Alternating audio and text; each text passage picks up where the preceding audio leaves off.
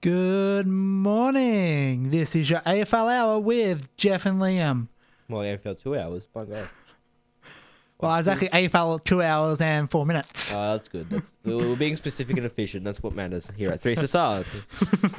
I hear breakfast. 28 minutes and 31 seconds is coming up after us. Stay tuned for that. The 2016 home and away season is officially over, and now we're looking forward to finals after a week off. Whenever you say 2016 home and away season, I'm always thinking like The TV show? The TV show. Yeah. Like is the A-League Neighbours going to be coming up after this? Yeah, yep. Packed to the rafters. Better home in NRL. Alright, moving on. And we are, like I said, we're looking forward to the AFL finals after this week off. But on the show today, we'll discuss the final round of the 2016 AFL home and away season. Home and away season. It's not going to get out of your head now, is it? Now you're going to think of Ray Ma like knocking someone out on the footy field. Oh, you flaming dog. And go on. As well as it will tell you what the Gold Coast curse is. We'll preview the special matches during this bye round, the EJ Winner Legend game and the Mullen versus Bulldogs All-Star match. Finally, who won the common medal this season and who are our All-Australians and who are mine and Jeff's All-Australian picks. All that and more coming up here on the AFL Hour. But first, we have Edge of 17 by Stevie Nicks here on the AFL Hour on 3SSR. This is the AFL Hour here on 3SSR with Geoff and Liam. You look a bit tired today, Geoff. Yeah, I've been tired for like the last 3 weeks. I've been tired for like the last 9 years, mate. Yeah, I know the feeling. I'm 19 and I got 4 kids. Give me a break. 4 kids and a mortgage. 4 kids and a mortgage. Oh, yeah. Not really a mortgage though. I just, break into people's houses to sleep there. Yeah, get out of my house. Not your house, it's my house. Talk about even now. We'll go through round 23 and we think you had problems. Sorry, I just love music. Go on. Proceed, my friend. Okay. My liege. This is the Geoff show. Yeah, when I play music. You should have caught my last show, man. That was a weird show. I was like making up names for the Bachelor contestants. Fighty McFart was one of them. Fighting McFart's good. It's a really good name, isn't it? I love Fighting McFart. Imagine if she like passed away and then like the news report is gonna be like today Fighty McFart has tragically passed. It's a breath of fresh air, isn't it? Oh wait, we're a footy show. All right, go on. Round 23, the final round of the 2016 AFL season. Mm-hmm. Got it. We started off on Friday with Adelaide actually getting smashed by West Coast. Yeah. Which wrecked their top 4 hopes. We'll talk about that later because it does bring in another weird question. But then we go down to Saturday. Geelong smashed Melbourne in Paul Roos's final game as coach. Yeah. Great respect there. Essendon knocked up their 3rd win of the season, defeating Carlton. Sydney demolished Richmond. Yeah. And even though it was 113 points in the end, if you actually watch the game, Sydney was leading by as much as I think 130 points. In the last quarter, I was like, we've got finals. Let's just relax. Yeah, why would you overdo it then? You know? A whole 5 North Melbourne supporters showed up for Brent Harvey, and that's the final game at home. Yep. Showing their loyal support with the Giants getting over by 33 points. I think it's 33. Yeah. Then in the Gold Coast, Port Adelaide defeated the Gold Coast in a very scrappy match. Mm-hmm. Head down to Justin Lepage final game. Nick Riewoldt kicked 9 goals. They just didn't want him to get his 10th. It was halfway through the last quarter. Nick Riewoldt was on 9. They just didn't want to pass the ball to him. Yeah. It was a good win by a high-scoring game, a good win by St Kilda. Brisbane just avoided the spoon. Hawthorn defeated Collingwood by a point. Yeah. I didn't watch that game, but I heard it was amazing. Well, you go on social media and, the whole free kick Hawthorn thing, which is the trend of the season. It was, yep. Well, there was a goal to level the scores. And it should have been a 100% free kick to Hawthorn. Mm-hmm. Levi Greenwood, I think his name is. Levi, yeah, you're right. Levi he jumped on the Hawthorn defender a good 2 hours before the ball even went into that area. And what was it called? Play on? Yeah, and Collingwood got a goal out of it. Check that out. Yeah. Anyway, let's. I wonder if you caught the Essendon Carlton game by any chance. Yes, I actually watched the Essendon Carlton game. What do you think the difference was between the Bombers in the previous couple rounds and the Bombers against Carlton? Well, there's this one player, I don't know if you heard of him, Joe Danaher. He's like, wait, I'm a forward. I can kick. Oh, yeah. He had a good big, mind blown there going on. Oh, yeah. And I mean, he's his confidence was much better than it used to be because he took a set shot for once. He didn't turn his back to the crowd and snap it. It was funny because he was like outside 51. I'm thinking he's going to go for a snap. Yeah. But I mean, he scored that amazing goal from about 70 from the centre square. Did you see that? Yeah, that was good. You think that's a true goal of the year contender, or you don't think it's going to make it? I don't think he's going to make it, but it was a good goal nonetheless. Oh yeah. But then you have we go, and the final game of the round was Pavlich's winning in his last game with Rio getting over the Bulldogs. Yeah. Oh, it was very good by the Dockers. We were saying in previous weeks that if the Dockers going to win this game, not for points, but just so they could send a legend off, and they did that. So it's a lot of respect you're going to give to the Dockers. But hopefully, the following year, they can have a better year than they did this year and actually be a finals contender. Well, you look at the difference between Fremantle had a full house with Matthew Pavlich's last game. North Melbourne had not even half a stadium filled. What was his attendance like? It was like you had to be below 30, wouldn't it? Yeah, I think it was below 30 for the North. I understand the GWS don't have a big support base, but Bremer Harvey's the AFL all-time game record holder. But if you're a supporter and your team has won the first 9 games of the season, and all of a sudden, you've just dropped off so bad that it doesn't look like you made the top 8. It looks like you finished 9th. Would you go to that game? And also, they did delist 4 greats of their game. That is becoming very, very questionable on why they did get rid of them. That is true. Also, talking about the game, Jonathan Patton for the Giants. I know they said during the game when I was watching it, they were like, "Oh, has he taken over Jeremy Cameron?" I will say no for that. Mostly has he overtaken Jeremy Cameron as like the dominant forward? Dominant forward, yeah. Jeremy Cameron kicked the goal. Jonathan Patton kicked 5. Yeah.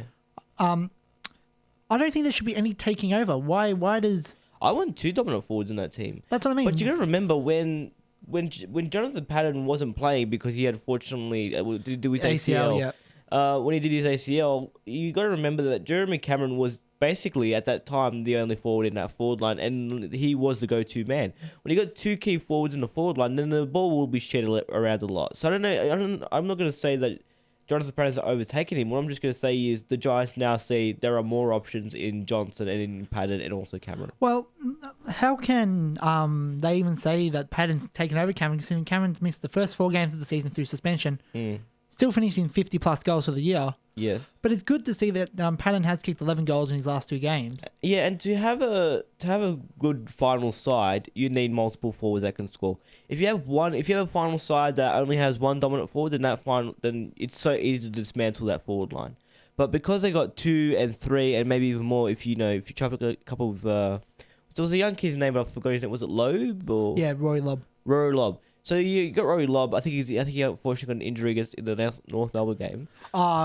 But he played out the rest of the game. Everyone should be fine. Yeah, so he should be fine. But they've got multiple forward line players. They do, and it's really... It's amazing to see, and I think that's where the success has come from. A few weeks ago, when we were talking about the Giants against Richmond, it's not just the forward line that can hurt you when it comes to kicking goals. They're midfield as well.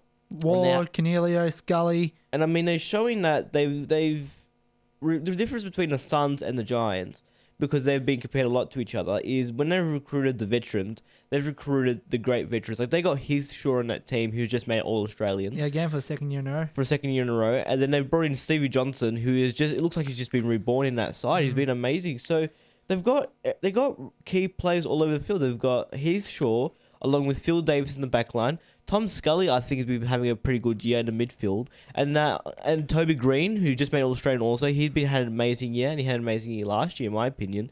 So they've got this amazing side.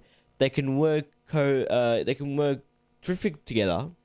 And not only that, they can be dominant when they need to be dominant, but they're just going to keep that consistency and keep their heads leveled. I 100% agree. Well, Tom Scully made the 40-man All-Australian side. Yeah, that's a really good achievement. Which I'm not a big fan of the whole 40-man All-Australian side. Why don't you just pick the best 22? I don't know. I think it's just so... Maybe they wanted to debate. Like, I remember I was on social media yesterday and everyone was like, why was this person picked? Yeah. That's probably why. Let's get to the final ladder of the 2016 season. Sydney finishing first. Okay, yeah. For their 9th minor premiership. People at Fox Footy. 9th minor premiership, not 3rd. Oh, really? It's their 3rd up in Sydney, but it's South Melbourne and Sydney are the same team. Yeah, well, if we're talking VFL, AFL, then you've got to include that. So 9th minor premiership. Geelong finished 2nd, considering they were 5th only a few weeks ago. Amazing how this top 8 is. Hawthorns jumped up to third. The Giants had taken over Adelaide in fourth position. Then you got Adelaide, West Coast, Bulldogs, and North Melbourne rounding out the top 8. And I mean, just let's say here that if you look at the points, the premiership points, it's really, in some sense, if you can add the percentage, you've got 3 teams on top of the ladder in Sydney, Geelong, and Hawthorn. But if you look at the ladder again, I'm looking at this ladder, Liam, and I'm thinking to myself, North Melbourne shouldn't be there. I feel like they've just included a 9th place team in that final series. Pretty much. You would think, considering the end of the season, you would think St Kilda should be in the 8.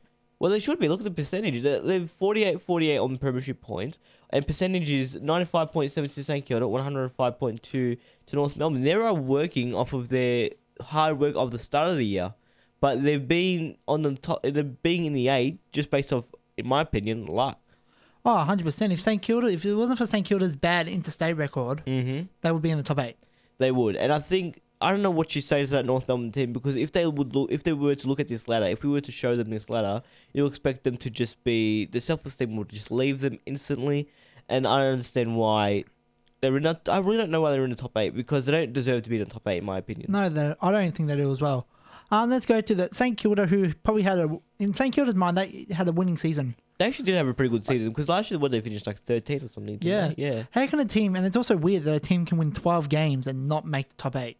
Well, it just shows how competitive this season will be, because just check out the points. Three teams on 68 points. Then you got another 3 on 64. And you got the Western Bulldogs, who are just 1 game behind on 7th with 60.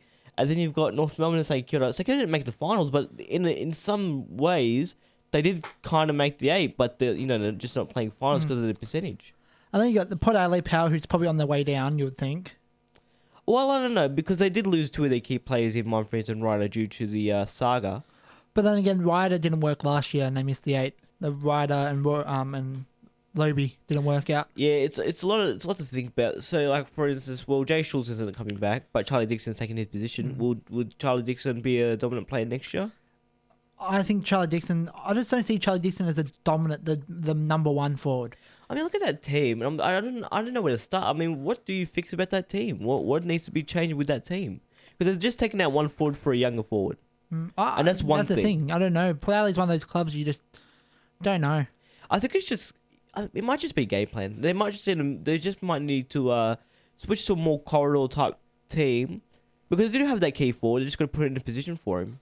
And then after that, you got Melbourne, who, despite the only slip up they had this season was their 111-point loss at the last round. Apart from that, sad. They had a winning season. Collingwood, Richmond, and Carlton.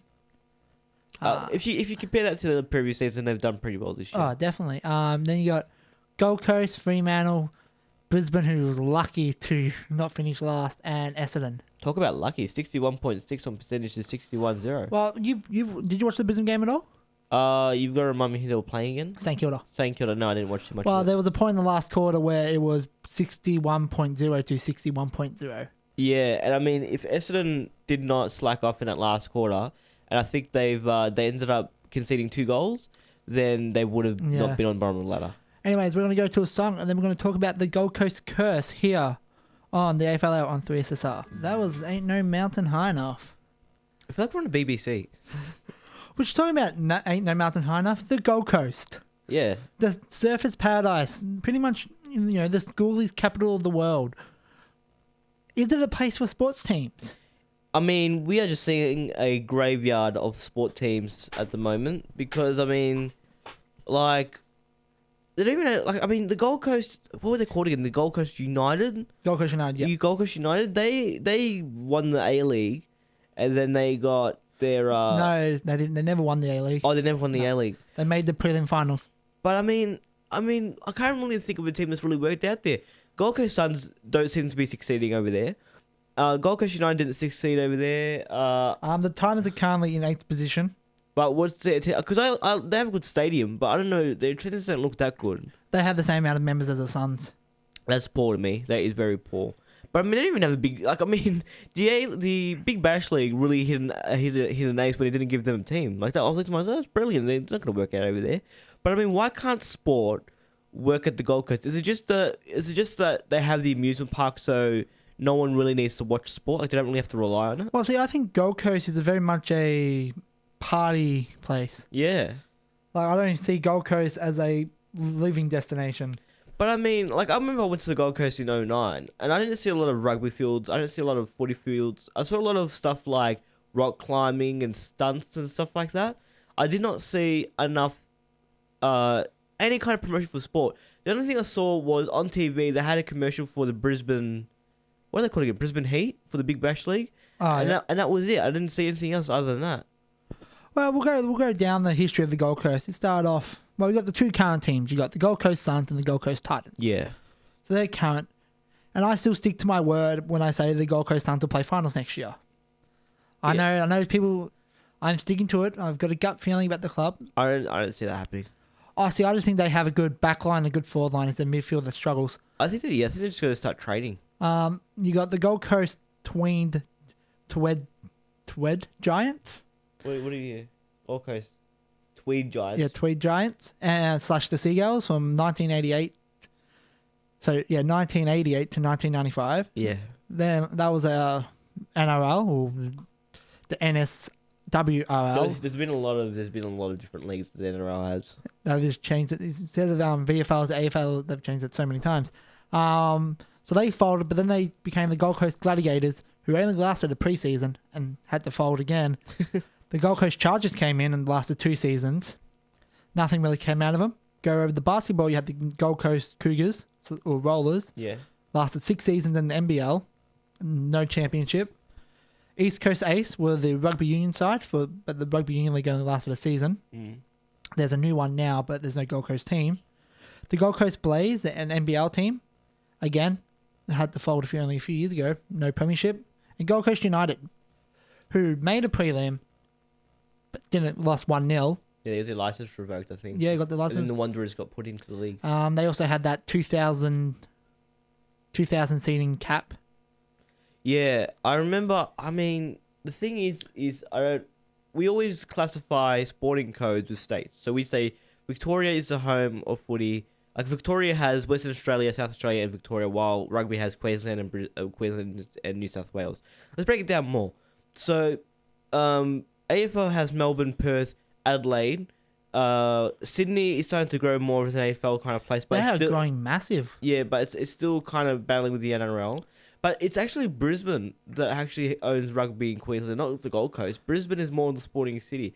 I don't know why the AFL gave the Gold Coast Suns a team when I think they should have just given it to Canberra. I think Canberra actually would have been a proper... Yeah. And actually, they could really build a base over there because we don't have anything. Well, over the there. Giants every time they play over there, they get a packed stadium. So they could have put the Gold Coast. They could have been the Canberra Suns. You know what I mean? Or probably not. There's no sun in Canberra. But you get the point. But I mean, I don't think Gold Coast, being the area, is actually a viable, sporting city. There's no one cares about sport over there. If you get bored, you go like to Wet and Wild or Dreamworld. No one says let's go to the footy. Yeah, that's what I think about. But I just don't think Sporting Queensland has AFL in Queensland. The Brisbane Bears failed. Yeah, even though towards the end of their time in Brisbane. Well, the Brisbane Lions, but still the Brisbane. Well, the thing is, Brisbane Lions aren't really a good team at the moment. Yeah, and they're struggling. And it must be the culture of it. Like players want to leave the Gold Coast, and you looked in this last year alone. It started off in 2012. Josh Caddy went to Geelong. Yeah. Then Harley Bennell, who didn't actually want to leave, he got traded out. But then Charlie Dixon left. Yeah. Zach Smith left. And this year, Dion Prestia, Jager O'Meara. Because there's no atmosphere here. There's no atmosphere over there. There's nothing to play for, really. If your team's not doing that well and no one's rocking up to your games even though you're doing well, why would you want to play there? Well, I'll answer your question with another question here. If Gary Ablett didn't do his shoulder in 2014 and Gold Coast made the finals, which they probably would have done, yeah, do you think the life would be different? People might say that because of the success, but the atmosphere is still in the net. Like, I remember I went to a game. It was North Melbourne versus Essendon, the elimination final, and when it was Tom Bell Chambers kicked the goal from the boundary line, the crowd went up, and then Tom Bell Chambers turned around and he just screamed to the audience. Like that was the atmosphere because the place went absolutely nuts when he kicked it from that position. I mean, if you were to do that at the Gold Coast Suns, who was going to get up? Like, who would get up and start cheering for that? And that's the thing. You got to remember that this is that celebration and that MCG. It's 100+ years history. The Gold Coast Suns. They got 8,000 people coming to their games. Yeah, I got more. I think when I went up there a few weeks ago, there was 10,000. But the life around the stadium is brilliant. Yeah. Like, I would love for the Suns to make finals and play a game at their home stadium. Just the atmosphere around the stadium, because they have all these little shops around. Oh yeah, I've seen them on TV. Yeah, it's a really good atmosphere. Where's it located? The Metricon, is it located more in the city or something? Nah, out of Surfers Paradise. So you have Surfers Paradise All right. and a bit outwards. So it's not, the location isn't that bad, because I mean, like, the thing with the Dockland Stadium and the Melbourne Stadium is that and like also with, if you want to count Amy Park and Rod Laver, is that they're located around transport, they're located around trams and trains and. Well, that's why was it Victoria Park didn't work in the old AFL. Yeah, actually, yeah, that's right. Because there was no transport to get there. And that's mostly why we don't play at like Windy Hill and stuff anymore. But now everything's more in the big stadiums because it's accessible, A, and B is because it actually can hold a lot of people. I'm just going to go back and we're going to talk about the other Gold Coast teams, but we'll go to Gold Coast United. They were part of that failed A-League period where they were certain they were going to get the 2022 World Cup. Yes. And that's why they put in North Queensland and Gold Coast, and then I'm going to do Melbourne, Hart, and then the Western Sydney Rovers. And out of all them, only one of those teams remain, which is Melbourne, well, now Melbourne City. Yes. And the Western Sydney Rovers never actually came in, and they changed it all to the Western Sydney Wanderers. Look, I think the Western Sydney Wanderers is kind of unfair because they had mass amount of people protesting so they can get a team in the Western Sydney. Oh, no, I'm talking about the Rovers. Yeah, I understand, right? But it's not. They weren't called the Rovers anymore. They got changed to the Wanderers. No, but like they went to come in. They're two completely different sides. Yeah. They got scrapped, the Rovers, and then they created the Wanderers all from scratch. So that was a part of that big period of the A-League, or Australian soccer, where they wanted to get the World Cup. They didn't get the World Cup, so they pretty much gave up on North Queensland Fury and Gold Coast United. Actually, yeah, I remember North Queensland Fury. I remember them. Yeah, that was a while ago. They only played the 2 seasons, finished last both times. Yeah, I mean, you can't. I think it's really difficult to build a side, but the thing is, everyone says, why did the Gold Coast United fail so miserably, and why did the Wanderers exceed so amazingly? Like, why? Look at the Wanderers; they constantly sold out of merchandise. Everyone keeps purchasing their merchandise. But look at this, Gold Coast United. You got to say A, how much people came to the games. B, what was the atmosphere like. C, were they successful? All right, you could say they were successful because they did make the prelim. The atmosphere wasn't good, and also no one was buying their merchandise. The Wanderers had this massive campaign, which is why they're a good example for why a new team actually works, because they had this massive campaign to get a team there.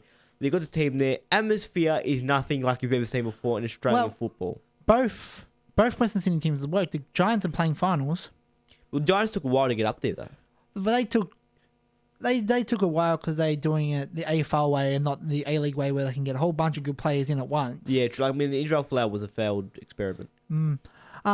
So at the moment, both two Sydney teams are working, where one of the Gold Coast teams has flopped. Yeah. The other one's struggling, even though I say they want to make finals. And the Gold Coast Titans are hanging on to the 8, and they could look. The Gold Coast isn't a sporting destination. I don't think. They got no one goes there. Like, I mean, I would go to Manchester to watch Manchester United because that's the big thing. That's who goes to Gold Coast? Apart from me, who goes to Gold Coast to actually watch a game of football? No one goes to watch a game of football. Everyone goes there for the theme parks and the beach and like to have a good time. So I mean, I reckon footy can work almost anywhere, but Gold Coast isn't a place because their alternative is the theme parks. We don't have much of an alternative. Well, here. look at we'll go all the way to America. LA Lakers. I remember I watched Kobe Bryant's final game. Yeah. And they spent more time on the cameras on all the celebrities at this LA game, because that's pretty much their crowd. Their crowd is for the celebrity audience. That's more of an American thing, you know. And that's why their party capital, well, apart from Miami, but their party capital in Los Angeles works. Yeah. You can go to LA and think, oh yeah, I want to go see Hollywood. I want to see all this stuff. Oh, I might also catch a Lakers game. Yeah. Or Clippers game. You're going to go to Gold Coast thinking, oh yeah, I'll go to Dream World, Movie World. Oh, I might see how the Suns are going. No one does that. No one goes, oh, let's see how the Suns are going. Like, no one knows what the Gold Coast Sun is. They had the International Rules Series, remember, a while ago. Oh, that was a flop. No one rocked up. To fill the seats, they had to put the flags up in the stands. The good old Port Adelaide. Remember a few years ago with Port Adelaide, they had to have the big things on their seats because they couldn't get crowds? I remember that. They had that massive advertisement because they used to have like 2,000 people going. The joke used to be all 300 Port Adelaide supporters rocked up to their game. Remember that? But I mean, Adelaide Stadium's more. It's a better stadium than what Amy Park used to be or Amy Stadium. But look, I don't think if you think about starting up a team, never do it in the Gold Coast because no one's going to go to that Well, game. before we wrap this up, do you think the only reason why the Gold Coast Suns, apart from the fact that North Melbourne didn't want to relocate up there, was because they were bidding for the 2018 Commonwealth Games, which they do have now? Do you think that's a reason why there's the Suns? No, I think it's just because the AFL looked at what they have in front of them and they go, look, we're lacking support in Queensland. Let's branch out as much as we can in Queensland. So instead of actually putting some time and effort into the team they already have, the team that they relocated before, decided to make a new team, which was stupid. You got to really.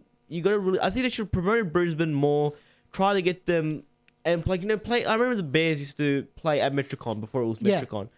Put the Lions more on the Gold Coast. Let them sell their games over there a little bit. Try to get some notoriety to the game. And it wasn't sold like the way Kevin Sheedy sold the GWS was why it worked.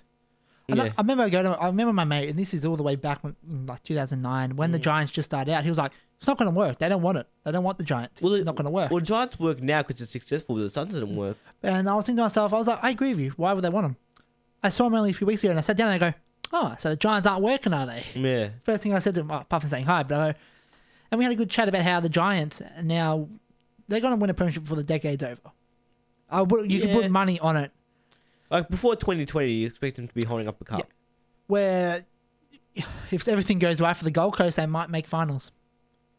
Despite me saying that I think they're going to make finals next season. Well, that's if they can get a list together and keep the list there.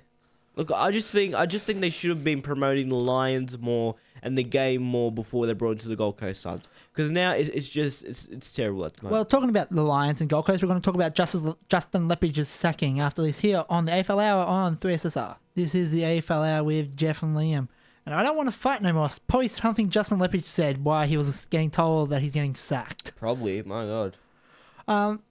He got sacked the day after their final game. That's pretty hasty. For a guy that says he's going to get back, that's pretty hasty to do so. I know, he probably landed in Brisbane Airport. Yeah. And hey, you're no longer coach. Do us a favour, don't get off the plane.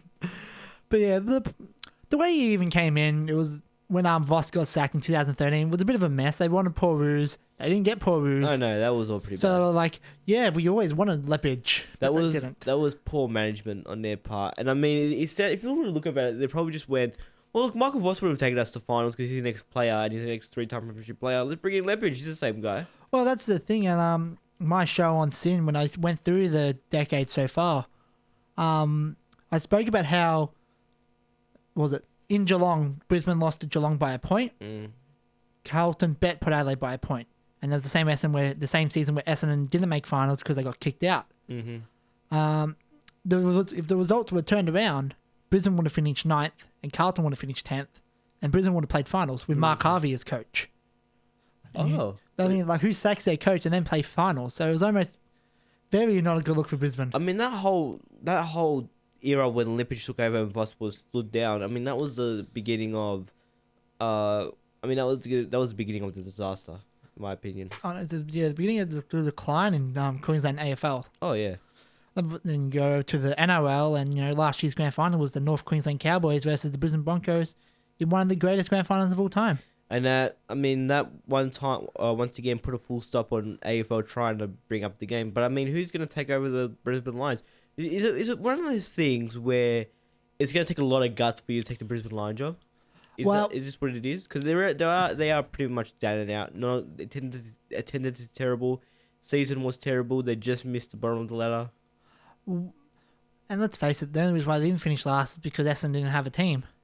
That's basically. I think quickly before we go there, before we talk about business, I'm going to have a little rant about Essendon. Okay. So after the game, everyone was clapping him and everyone was applauding him. So they should. They had a good year. But I think everyone forgot the reason why Essendon was in this position is because they cheated. Well, it's still an investigation. They got found guilty. They took something that shouldn't be taken. Yeah, but I mean, there's a lot of things around that. I mean, stuff like, did the players know what they were taking? Did the coaches know what they were taking? Like, the coaches knew what they were taking. I'm not sure about the players, but the coaches knew. Well, there's still a lot of questions that need to be answered before we start calling them cheaters and stuff.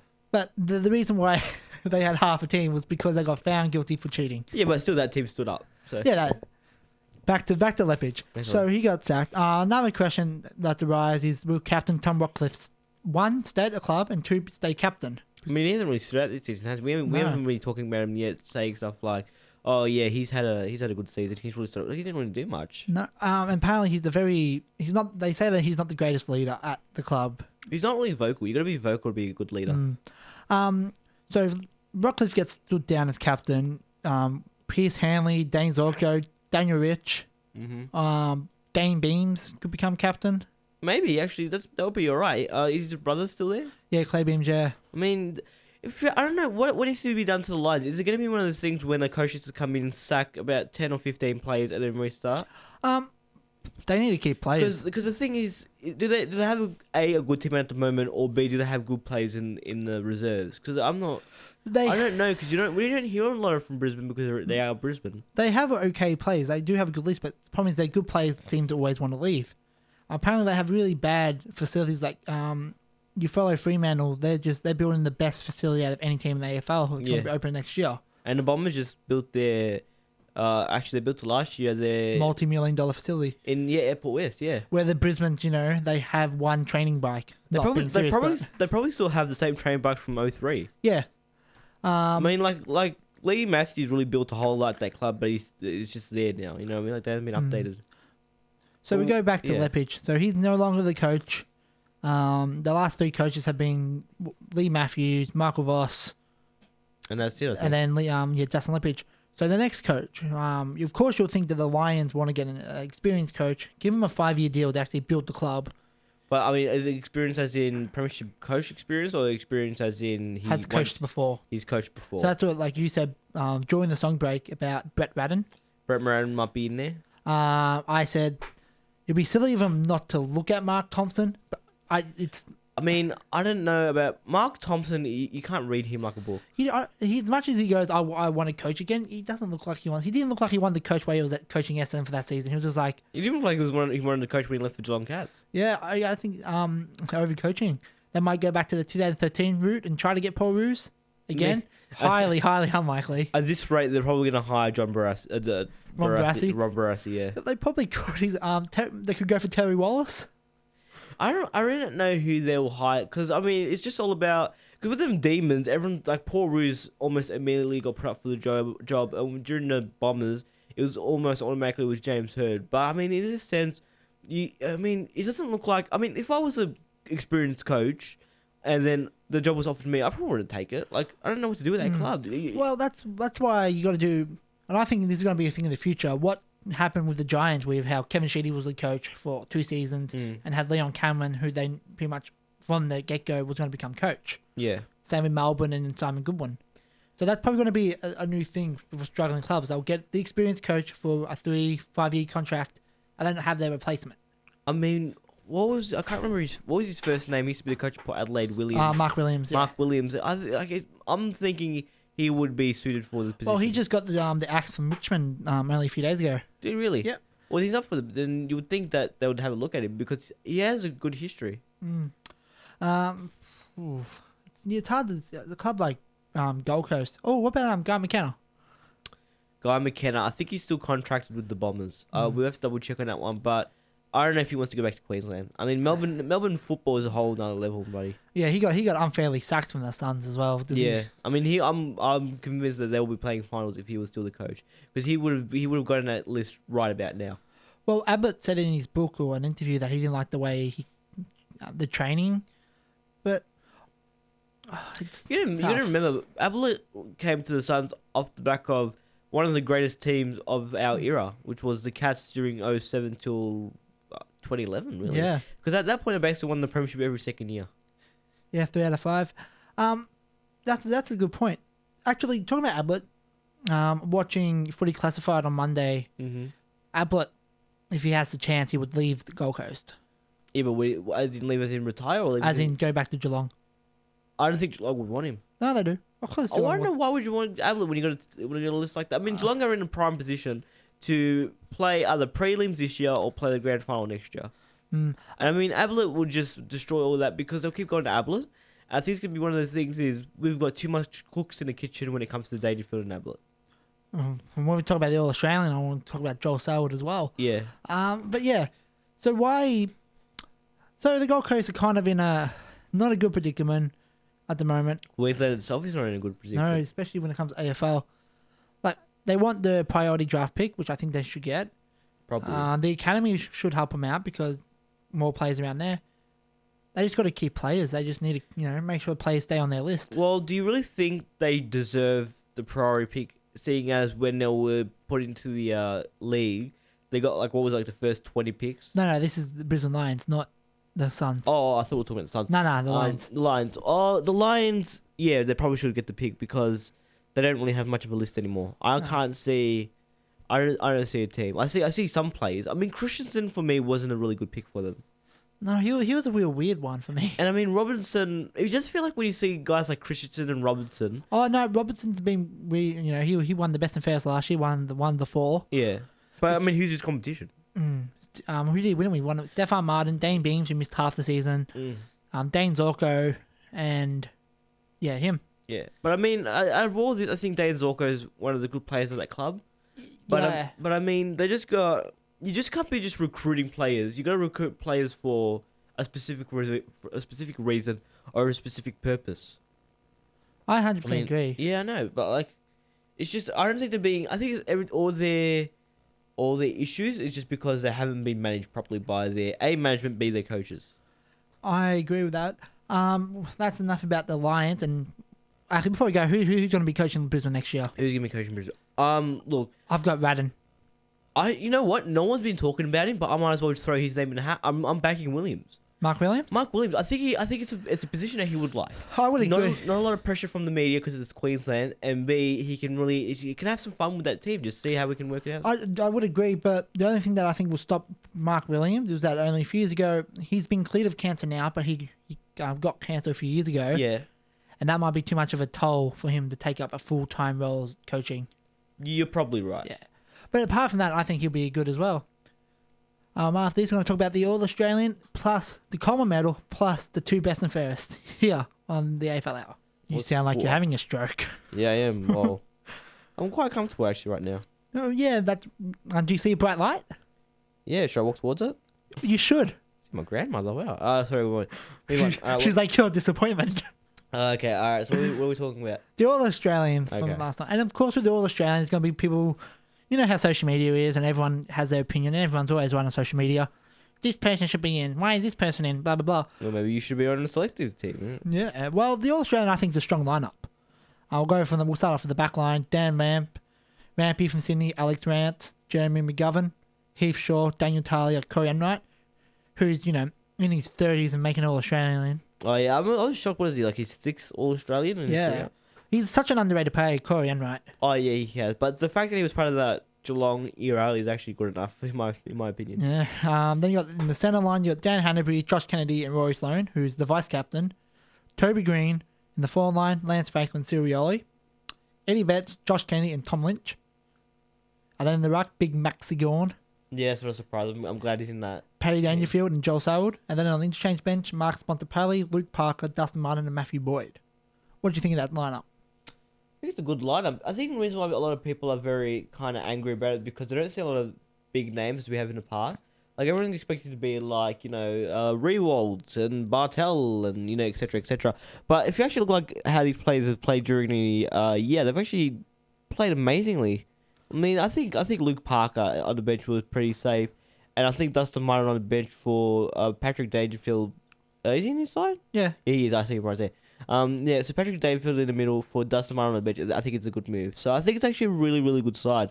And I'm glad to see a lot of guys like McGovern. I'm really glad that he's in the team. And Rory Sloane, these guys have been playing really hard. I mean, if this was an actual team, then this was a World Cup game, I'll be back in his team. This would be a good team to play for Australia. It'd be an amazing team. And not it's very well built. If they want to if this was an international team, they probably would have chucked in a second ruckman. But apart from that. Yeah.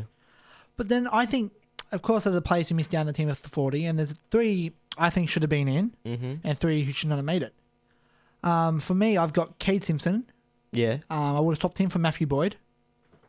I would have swapped Lockie Neal for Joel Selwood. I think how can you have the most disposed of anyone in the history of AFL VFL in a season and not make All Australian? Yeah. Jack Stevens for Sirioli. I mean, Jack Stevens, he's had an okay season, but maybe he should have been in there. And I would have liked to see Lockie Neal. I think maybe having a terrible side may affect your chances for the Australian. The problem is Lockie Neal was. I do understand why he wasn't in. You know, he had the most disposals, but How much of those were turnovers? yeah, and most of them were handballs, and he was a very handball happy. But also I think Joel Starwood, even though I said Joel Starwood shouldn't be in the Australian side, he should not have been captain.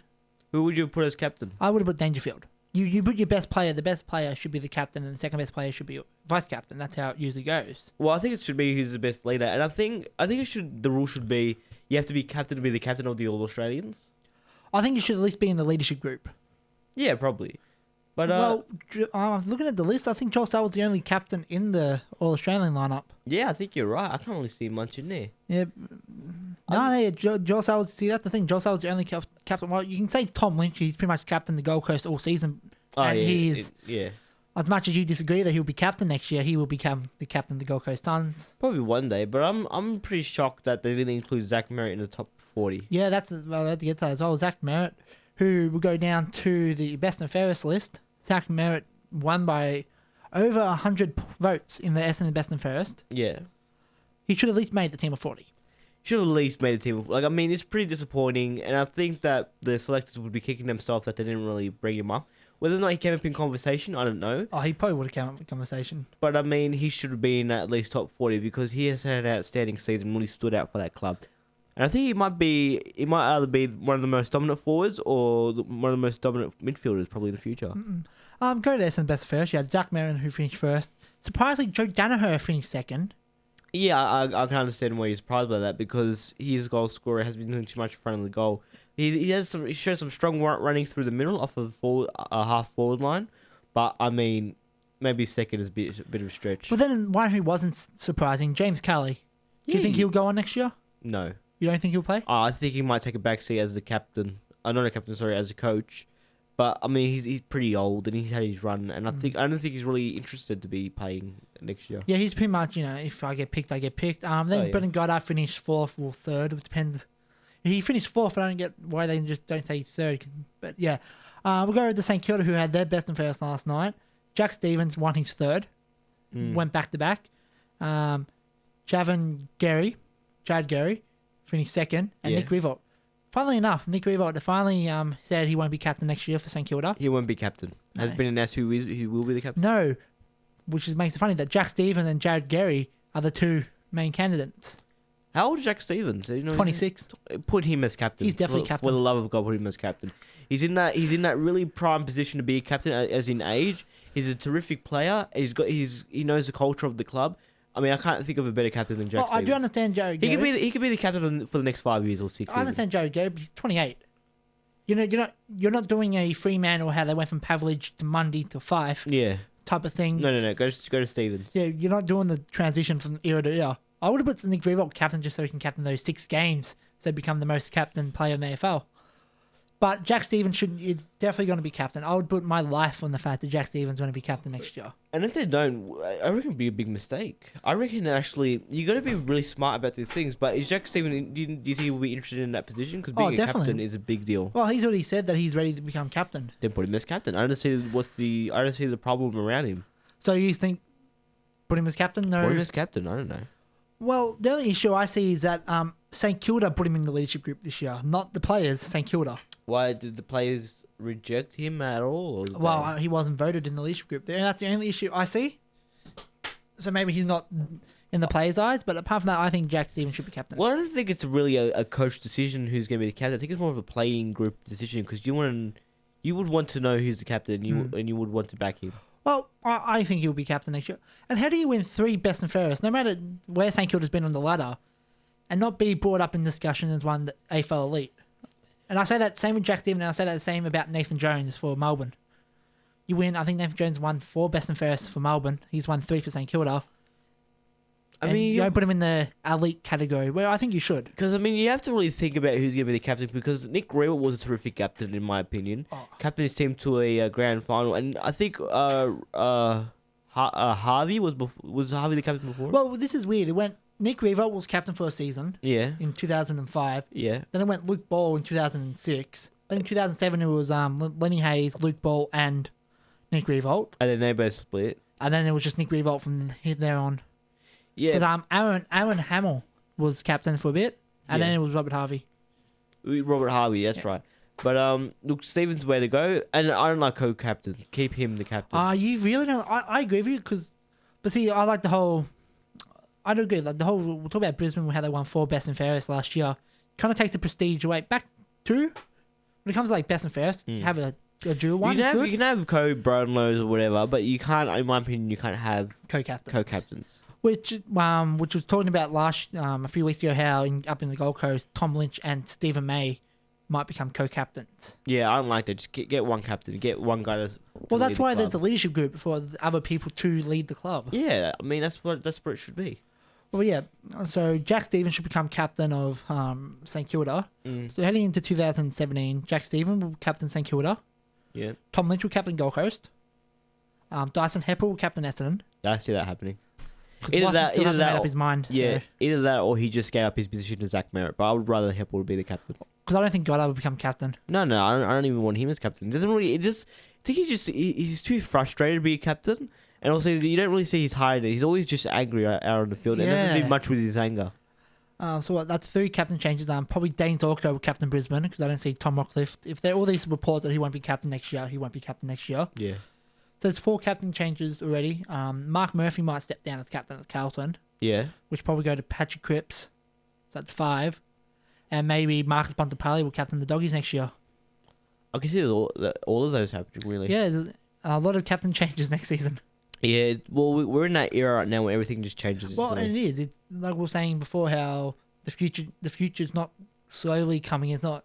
It comes abruptly. Fully pushing in. It just comes out of nowhere nowadays. It's amazing to watch though how quickly this future's pushed in. Yeah, well, it's gonna see if it's gonna be everything that happens in the AFL today. It's just all about if you're gonna sink or swim. Pretty much, yeah. Yeah. And just to wrap this up, Josh Kennedy from West Coast has won his back-to-back Coleman medal, kicking 80 goals.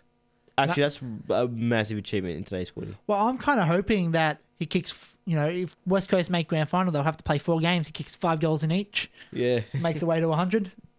What about that on grand final day, kicking his 100th goal? No, he follows through the finals, doesn't it? Yeah. That would be something different. They'll probably end up banning it because there's 100,000 people on the ground. They should never. The one thing the AFL should never ban is the fans running onto the field after. It was brought into question in 08. Well, that's because people are silly and they don't want people to get hurt. But it's actually an awesome tradition, you know what I mean? Like the NFL doesn't do that. Like the NFL doesn't go on your 100th touchdown, the crowd can storm the field. Like, and basketball would not work. But it's such an amazing tradition. Oh, I think it is an awesome tradition. After this, we'll go through the female All-Stars game, Western Bulldogs versus Melbourne. This is the AFL Hour here on 3SSR, and it's currently 12 degrees here in Melbourne. Sure is. Actually pretty cold. Hey, Geoff. Hey, brother. Seem like you've changed locations here. Well, if you notice through my voice, I'm actually quite happier now than I was at the start of the show because, I mean, how I like to relax when I do my radio shows because it makes me feel comfortable. And I'm using this office chair. I'm like, this is uncomfortable for my back. So we got a couch here in the 3SSR studio. They're gonna crack it at me, by the way, because I moved it. But I did, I grabbed the couch, I moved it towards the desk, and I rearranged the microphones. Now I'm lying down on the couch. So well, you got to remember, Geoff is 19 going on 45. That's apparently the rumor that's going on here at 3SSR Radio. Well, let's. So while I'm here being all comfortable and stuff, what's our next segment, Mr. O'Grady? Our next segment is. It feels like we're in therapy. So tell me about your childhood. That's great. I played footy a lot, but didn't really make it to the AFL. Played on this doll where your uncle touched you. Oh. Anyways, the next segment.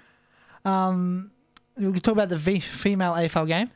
Yeah, let's talk about it. So that's on Wednesday, Channel 7 tonight, isn't it? Did you say Wednesday? Pardon me? You said Wednesday. No, I said Channel 7 tonight. Oh, yes, it is a female AFL game. I went through the team's lineups and all the marquees apart from the one from the Giants and the one from the Fremantle Dockers who did the ACL. Oh, that's unfortunate. They can't play, and I found an interesting thing. All the interstate marquee players apart from the ones who play for Melbourne are playing for Melbourne. Yeah. And all the Victorian ones are playing for the Western Bulldogs. They should have just did it Victoria versus the All Stars. Yeah, I think that's what they should have done as well. And this is the fifth. So this is their 6th meeting between the two clubs. Really? Melbourne has a 4-1 lead against the Bulldogs, but the Bulldogs won their last outing 41-21. I mean, we've been talking this entire week about how we like how this is happening, how we've got a female league now. And I think it's about time that we've had one. But I think it's just, I don't want to just start drawing people out, but I think it's just a little bit stupid how we have this game on tonight on Channel 7, and that's going to be going up against the EJ Win Legends game on Fox Sport on the same night. I don't think it's a smart idea because, they want to promote all the female game, yet they're going to play the Legends game. Because what you're doing right now is you're dividing the viewership. I mean, because I really want to watch the EJ Win Legends game. I also really want to watch this female game to see how they go. Is this because of the AFL, or do you think we should be talking about the media on this? No, this is definitely the AFL. The AFL. This is the stupidest thing. It's because it's a monumental moment. But at the same time, the EJ Winnings game is going to be playing at Etihad Stadium. They'll probably get 20,000 people rocking up today. And the other one's at Whitten Oval. Whitten Oval. I mean, they should have just, maybe, in my opinion, would have been a much better idea to play the women's game on a Saturday night and then play, or you know what, it probably would have been a better idea to play the EJ Winning game on a Saturday night because a lot of young people like to go to that and probably play the women's game tonight. Why they divided, why they put them both on the same day and divided the viewership, I got no idea why they did that. Yeah, I 100% agree. I don't think it's a smart idea at all. But it's going to be good to see, especially the female game, because you got the women's game. Yeah. I don't want to annoy anyone. So the women's game, pretty much everyone who's playing the game will eventually get probably drafted to a club. Oh, yeah. So even though all the marquees are playing, who are already signed to a club, in a few weeks, or I think a few months, when the draft happens, and all the 8 clubs get players. Yes. So pretty much, it'll be good to watch because it'll be good to see who's playing. Well, look, in my opinion, I think that the skill is definitely there. I see the skill. They can play. These girls can play brilliant footy and tough footy. Man, they can kick a ball much better than half the blokes playing out there kicking a ball. But I think the problem is all in the business side of things. I don't think there's enough distribution of the game. I don't think they're being placed in a great time slot. Maybe, I don't really know where to play them. In my opinion, I think it'll be a better idea to play the female games before the male games. Because I think that's where you can get a crowd in. A lot of people will be saying, hey, why don't we go watch the women's league play before we go watch the male leagues? Like, what do you do? You think that'll be a better idea? Because I think that'll be a great way to promote the game. I think that's what I was thinking as well. That I understand next season because it's the first season. They're really playing for the 2 months, the 7 rounds, and then finals. Hopefully, if it grows, which I think it will. Yeah, it will. It will definitely grow. And I think it was a good idea not giving every single team a women's team because now we've got some room to grow the league. Because I think if you just put 18 teams, snap bang, then there's not that many players. They'll get to a certain point, and then it won't really work out. But now that what do they have now? Like 10 teams? 8 teams, yeah. But 8 teams? A few might join next season. Well, that's good. Well, you got 8 teams. Now you got room to grow. Now you got room to distribute. And this can grow into a powerhouse one day. And look, women's sport is on the rise with, the Matildas have really made some noise. And a lot of people started to watch them on Foxtel. Oh, yeah, they made the semi-finals, I think, in the World Cup. They're so much successful than their male team. They're so much better than the male. No offense to the male soccer team. I mean, the male teams are great to watch. They have good players. But, instead of success, the Matildas are so much successful than the Socceroos. They are. But, we've got some exciting women in the UFC, like Katie Holmes and Ronda Rousey. And, they were the main event when they toured in Melbourne. They were the main event. You who are professional wrestling fans, the female revolution's taken over. Yeah, in WWE, because, they've had their main events and stuff. So, women's sport, I can't believe it didn't happen 10 years ago, but it's great that it's happening now. They're more than eye candy. That's the thing. They're more than to look at them like, wow, she's attractive. Yeah, they were very stereotyped a while ago, but now they're not being stereotyped on looks. Now they're being now they're being judged on skill, and that's what we're going to start doing. If you want to see quality sport, I love sport. So do I. Sport is so big in Australia. And I think it's just all about skill. Is the skill there? Yeah, the skill's there, but where's the business? What professional company is sponsoring them? Who's backing them? Well, let's go back to 10 years ago and talk about female sport. You had 2 types. You had the butch lesbian-looking ones. Which was the stereotype That one. was the stereotype. And then you had, if you weren't a stereotypically attractive female who didn't have tattoos or didn't have any piercings or anything, you weren't taken seriously because you're too pretty and mystique to play footy And I think, or any sport. I think it's the media. I think it's the media saying... It's definitely. And it's the mindset as well. It's, we'll go back to when your grandparents say something racist and they're like, oh, they grew up in the different times. Yeah, well, now this is a different time. This is the time where we're like, there's no excuse now saying it's the time. If someone goes, oh, females can't play footy, oh, it's okay. He was born in the 80s. There was a time back then. We're past that. Well, now females can play footy. Well, they could all the time. I remember I was talking to someone. They read a book and they found out that there were like women was playing football in the 1800s or something, or in the 1900s. Yeah, in Kalgoorlie. Kalgoorlie, yeah. There's been happening for a while. It's just now that I always say the skill is there, but the business, no one has the business savvy or has the guts to put this stuff in there. But now it's starting to happen slowly. My opinion is this game should have been put on tomorrow night on a Saturday night rather than a Friday night, going up against the EJ Winners Legends game. Well, maybe we should have checked the time slot. It could be, the females game, and then after the females game is the EJ Winning game. Well, it depends when they're going to start because it's a Friday night, so the spot that you want is the 7:30 spot. Yeah, you want prime time. Yeah, exactly, and because that's the most viewership. But I really do think if the EJ Winning game or the females game was put tomorrow, then they would probably double their listeners. Well, I don't know the ratings yet, so I'm interested in the ratings. Well, after watching that documentary me and you watched earlier this week about Maura Hope. Right, the Australian story, yeah. Can't wait to see her play against the Bulldogs. Against Melbourne, she's playing for the Bulldogs. She kicked 100 goals, didn't she? Yeah. And she's a good mark, man. Have you seen her mark of footy? She is a good mark. She's going to be interesting to watch, especially next year playing for Collingwood. And we're waiting till the future comes out, where me and my girlfriend might be going to a game. Well, we'll probably go to a game anyways, nonetheless. Yeah. But so it's going to be scary to see Maura Hope play. Yeah, I mean, I can't wait. I mean, I can't wait till the female football becomes a powerhouse. But in my opinion, it should be on before the male game. So I think, say for example, if we have a 3:00 game, then I'd like to see them put the women's game on the same stadium at 1:00. Yeah, that's what I'm thinking. That way, people can go in a bit early if they want to grab lunch or whatever. They can have lunch and watch them play in front of. And that's what people got to remember. This is everyone before we go to a song. This is what people's got to remember. The AFL, the VFL when it started took years to get up and going. Oh yeah. The A-League took a few years to get up and going properly. It will take a while for the female league to get up and going. But it will eventually. It will eventually be... And again, it will work if we want it to work. Yeah. The only way this won't work if people are like, girls can't play, this is boring. Yeah. It's... Especially the male audience. It's a male audience ignorance. It's the only reason why the female league won't work. And I think we just need to start getting people going to the games. I don't know how to do it. But maybe lower the ticket prices, maybe, put more advertisements on the TV. But at the end of the day, we just need people to go to the game. Because I think that's the only thing that's really missing is the attendance at the game. Well, I don't know about you, but one thing that I've annoyed me about sports fans, especially when you talk to a female, quote-unquote, sports fan, and they're like, I'll use an example, it's a girl I know. She only likes the Melbourne Storm because she thinks Billy Slater's hot. Yeah, well, that's one of the things. Stuff like that I don't like. And if that happens in the female league for males, I'm going to go see the Bulldogs. So I'm going to go see Collingwood. Why? Because Maura Hope's such a babe.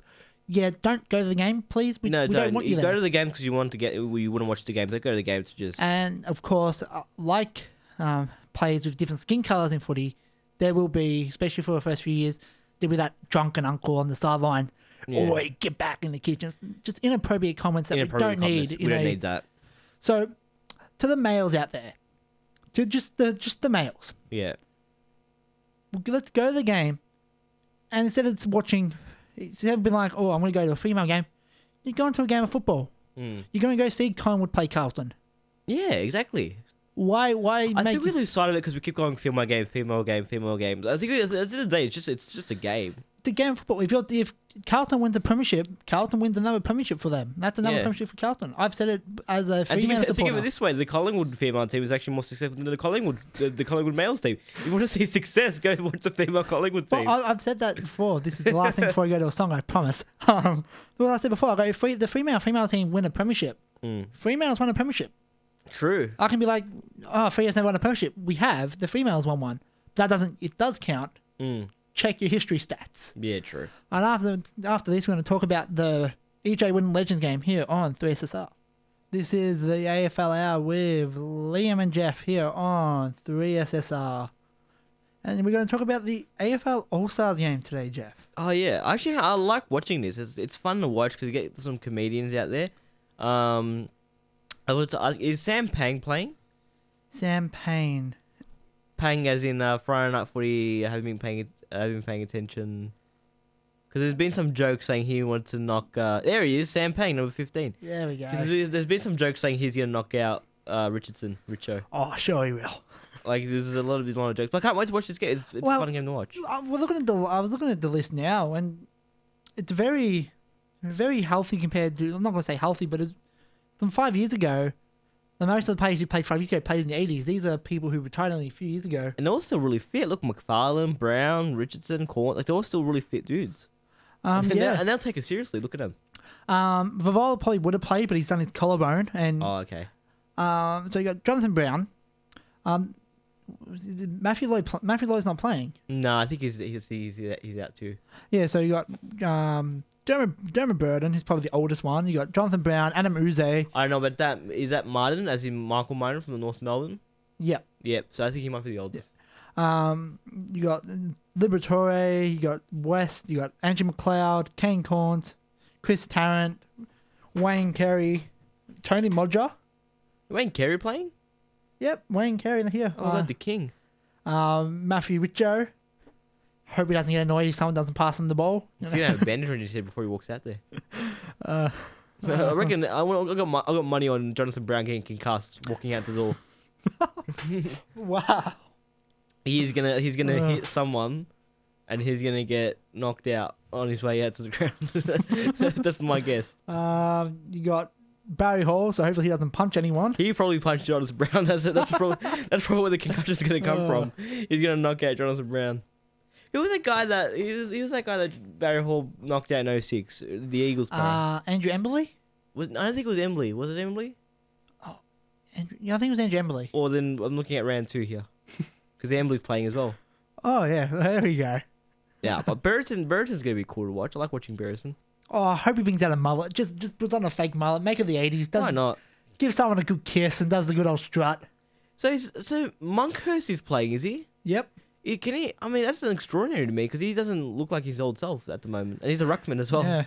Oh, I love this game because I love when they don't take it seriously. It's a serious game. I think they should go out to the win, but it's a lot of fun to watch. Oh, it's awesome to watch. I love watching this game. It's gonna be good. Weird seeing Ackermanis because where's I'm pretty sure Brad Johnson's playing. So yeah, and plus they actually boo Ackermanis whenever he gets the ball.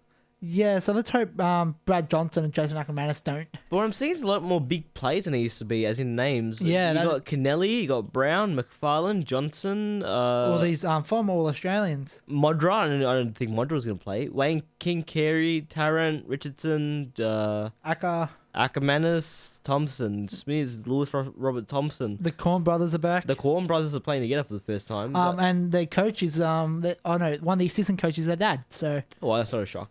But because Bashuto's coaching the All-Stars. And I think Danny Frawley is coaching as well. Danny Frawley is one of the assistants. He's the assistant. Yeah. Oh, how about Dipper Domenico? Isn't he coaching as well? Yeah, I think Dipper is the coach. You got Cameron Ling. It's gonna be good to see Cameron Ling. Yeah, that'd be cool. But yeah, it's terrific. It's good for a good cause as well for the EJ Women's Foundation. Yeah. Do you think they should bring back proper Victorian versus All-Star footy? See, I think it's weird. I'm talking like state of origin type thing. I know that's the issue. It's like it's hard to do straight at state of origin with so many states, and the fact that there's so many good interstate players, you can't really do a Victorian versus All Stars because. Well, we got a good Victorian side, I reckon. Oh, you got a great Victorian side, but putting one state of great players in compared to 5 states of great players, and it might reignite the old school passion. Like I was talking to a person who grew up in like Adelaide or something, and they said in the 80s and the 90s, whenever the Victorians would come to Adelaide, they would hate, like everyone hated the Victorians because we were like this big city kind of place. But I would like to see it back, but I want the atmosphere to be there though. I don't just want them to come back. I want it to be awesome. Well, the atmosphere would be good in states like South Australia, Western Australia, and Victoria. Yeah. But then you go to probably Queensland, as we've been saying, the theme of this show is Queensland footy. Yeah. And it would be the whole 5,000 people at Metricon. Yeah, but I mean, if they would play it, I reckon it would sell out at Adelaide Oval. It would sell out at domain. It's just you got to worry about and maybe you know what, if it was promoted correctly and it wasn't next to the NRL state of origin, and you would have played at the SDG, I think it would go well. Oh, there's nothing New South Wales / Victorians want more than beating each other. As much as Queensland and New South Wales like beating each other, Victoria and Sydney, so Melbourne and Sydney, they don't like each other either. No, not really. There's since the dawn of history, I reckon, because they were fighting to get to be the capital of Australia, and Canberra ended up getting it. That's why the Canberra was, because it's meant to be the halfway point between Sydney and Melbourne. Yeah. But I would like to see it. Like I would like to have that in our sport because it works really well in the NBA. NBA. They got the West versus the East, but you know what? I would like to see it, but I think it's just got too much objections in a way. Yeah, and talk about Sydney, Melbourne. You know, Sydney's minor premiers in the AFL. Melbourne, if they win this weekend, will be minor premiers in the NRL. Yeah. So you know, they're taking over the rival sport. But I would like to see it. But what are you gonna do? But yeah, like back to the All Stars game. Chris Johnson's playing as well. There's a lot of major. I really can't wait to watch this happen. Liberatore is a funny one. I can't believe Liberatore is still running around, and he's still the same height as he was in his playing days. Well, once you become an adult, you don't grow, Geoff. Yeah, but I mean, like he still looks exactly like he hasn't gained weight or anything. Oh, that's what you mean. Okay, Yeah. I thought you mean like he hasn't got taller. I'm like, you don't get taller when you're older. Probably not. But what are you gonna do? Yeah, and you know, next year will be good. And one day you'll see Pavlich and Reebok playing for this as well. Probably. Hopefully they don't gain weight by then. Because there used to be this old joke of Bill Brownless chasing BT in like one of the first EJ Win Legends game. But yeah, I like watching it. It's for a good cause, and they're not afraid to have a joke out there. So that's good to see. Well, I'll tell you what I wouldn't mind if Gary Ablett Senior gets fit, and then Gary Ablett Junior. There's something about Gary Ablett Senior that he doesn't like playing the game. I don't know what's up with Well, him. he's a bit like Tony Lockett. You know, Tony Lockett's he's gone. I think he lives in Ballarat. I think he's like a farmer now. Yeah, he left footy and he's not involved in the footy life. Neither is Gary Ablett Senior. They probably don't want the publicity there, but it's their decision. What are you going to do? But we've got enough talent in there to watch a good game. Oh, it's going to be a whole lot more faster than it used to be. It's going to be very quick pace. It's going to be a really quick pace, yeah. People like Jonathan Brown and Barry Hall who haven't done much running probably in the last 5 years. Where's Barry Hall playing? I can't see his name. He's starting off on the bench. Starting off at the bench. And then you got, Jonathan Brown's the captain and Richardson's the captain. Who was it? Who used to be? Can you remember? I don't remember. I think the last time with Favola was captain. Favola captain at one point, and Wayne Carey. Wayne Carey was that's right. But yeah, can't watch this game when it's on tonight on Fox 40. Anthony Rocker's not playing. That's a. Oh, Anthony Rocker, I miss and I forgot his name, but there was one place he played for the Bombers and he got in '93. Wanganeen? No, and then Kickett, that's it, Darren Kickett. Oh yeah, didn't play in the grand final. I remember Kickett. But on the bright side, I did win one of these. That's up there as well. Yeah. Oh yeah, Premier. It's EJ Winning Legends game, then an AFL Premiership. Yeah. After this, we're going to go through the finals, the first two elimination finals here on the AFL Hour. And yes, at the moment it is currently 12 degrees here, and it's quite cloudy. You can kind of see the sun glare, but Well, you can't you see have the to look at it and sun. squint a little bit, and then you could see it. Well, it's kind of foggy this morning actually. You wouldn't drive, but I drove. Oh, okay. Yeah, and I drove the train here. well, I drove to the train station. Well, I think it's called a hijacking, but go on. Get on the train, see, I'm going to drive this train. So let's talk about the finals. They should have started this week, but what can we do? Well, I understand the reason behind it, but still, like, it would have been better if I can't be bothered waiting a week. Like, I really want the finals to start today, but what are you going to do? Yes, but they start next Thursday with the West Coast Eagles taking on the Western Bulldogs. I don't like that it starts on Thursday. Yeah, I know AFL are really pushing for this Thursday night footy thing, and it works. No, I don't want to. No one wants to go to the finals and then go to work the next day. Like, no one wants to go to No one wants to go out on Thursday night. I don't know why the AFL puts it on a Thursday night. Well, some nightclubs are open Thursday night. Yeah, but who goes to a nightclub on Thursday night? I don't go night clubbing, so I wouldn't know. Because I like Fridays to Sundays are like a good kind of going out kind of day, but I don't go out on Thursday. Yeah, that's why you got Friday night. Something you don't get a Friday afternoon game. Yeah, like I it's nice to go to a pub and have a Palmer or something, watch the footy on like a Friday night, but no one does it on the Thursday night. Because Thursday night you're just thinking, okay, it's time to go to bed, and then I have to go to work tomorrow because I have a 6 a.m. start. But it's like, nah, just keep it to Fridays to Sundays. You can work around it. But the question is, the Doggies who went to Perth last week on the weekend to play Fremantle struggled really badly. And yes, I think the Bulldogs season's been a success no matter where they finish or how much they lose by in this game due to all their injuries. But I mean, like, I can't see them winning that game. I see the West Coast Eagles winning comfortably because they got a good side and they can really work that oval. But I can't see them winning that game, and I could see the Bulldogs just bowing their heads and going home. Are the Eagles a chance to win the grand final? Yeah. I don't think they're strong enough to go against Sydney, and I don't think they're strong enough to go against the Hawks. I don't think they're strong enough to go against the Cats, because after this game, they're not going back home. Well, they've proven they defeated the Giants. Yeah, they can play good in Melbourne, but they're not going back to Perth. You know what I mean? Yeah. Well, I think the best they can do is probably make a prelim, because you're right. I don't think they could beat the Swans. Who would they have to beat to make the prelim? They would have to beat the Bulldogs. Then they'll have to either beat Geelong or Hawthorn. No, I can't see either happening. Maybe the Cats. The Cats are a bit of a chance with, because I do like their forward line. I do like their run off the halfback, but I do think that they will be eliminated by the semi-final. I think the Bulldogs will be eliminated by Thursday. I don't. As much as I like the Doggies and I've loved how their season's gone and how they push through. Yeah. I can't see them winning this game. I can't see them winning either. They don't have big enough bodies and they don't know how to run at Domain Stadium. And they don't play enough at Domain. Where they play 1 or 2 games. Yeah, they've lost the last 2 they played over there. And I understand we've got the week off, but if you want to compare them, given the fact that they have to fly to Perth, fly back from Perth, fly back to Perth again, then... Sorry, I think I stuffed that up. Go to Perth, come back from Perth, go to Perth again. There we go. I think that... What's that? That's like 9 hours worth of training you've just missed. You know what I mean? That's it. Like, they've lost some value of time training. I mean, this week off has benefited them most than anyone else in the final series.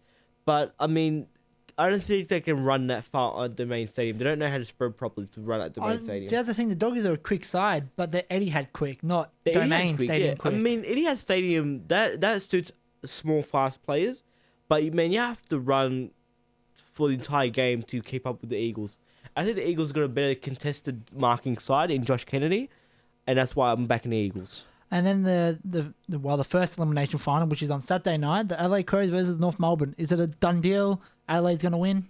Yeah, I'm backing them at home. North Melbourne playing like a ninth place side, not a top 8 side. What I see, and I see it, even though Adelaide's had to slip up last week, Adelaide should be 4th, and I still think the Giants should have been 5th. But Adelaide had a tough week. And I think that loss, a lot of people say, well, it's going to damage their confidence. I'm looking at that loss, I'm saying to myself, no, it's a learning experience. That's how quick it is to lose a final. Well, I don't... And that's the thing, they got the Giants. So, if in the world that we think it's going to be, Sydney will beat GWS and Adelaide will beat North Melbourne. Yes. And I still think the Giants will probably go out in straight sets. Yeah. Which might not... It's not a bad thing in their eyes. Yeah. But I don't think they'll... Well, if they go out straight... For them to lose against the Swans, that would mean they're going to play... who would they... They'll play either North Melbourne or Adelaide. No, yeah. So that means they're going to play North Melbourne or Adelaide at home. Yeah. Is that ANZ or is that Spotless? Spotless. If it's Spotless, I'm backing the Giants. Well, actually... I do think the Giants can make the prelim. I think they could too. But you got to look at it like this. Well, even if they go in straight sets, the last 2 teams go out in straight sets. Fremantle and Sydney became minor opponents the next season. So, going out in straight sets. Well, look, I don't think we're giving them enough credit. I think that they do have an amazing team with them. Oh, I know, and it's funny that I'm the one that's not giving them enough credit, considering I've been on the Giants bandwagon all season. Yeah. I just think because now it's the real deal, and it's like, wow, the Giants are actually in the finals, and they're 4th. They didn't have to go the hard way of not making the 4. Yeah. They're straight into 4th. They're going to play 2 finals no matter what happens.